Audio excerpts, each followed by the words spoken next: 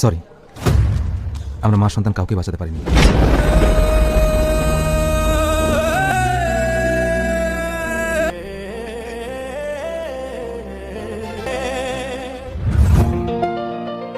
রিয়ার baby হয়েছে।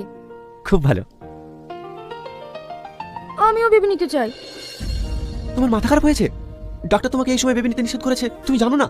আমার কিচ্ছু হবে না, ডাক্তার এসব বলে। একদম না, আগে তুমি সুস্থ হও, তারপর ভাবা যাবে। না, আমি বেবি নেব। জেদ করে না সোনা, আগে তোমাকে সুস্থ হতে হবে, তারপরে সন্তান।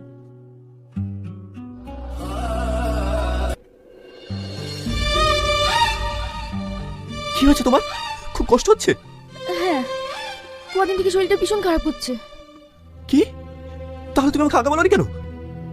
আরে শোনো না, তুমি অত ব্যস্ত হও না, এই সময় এরকম একটু হয়। আমি মনে হয় আর বাঁচবো না। যদি আমার কিছু হয়ে যায়, তুমি আবার বিয়ে করো। কি উল্টো পাল্টা বলছো?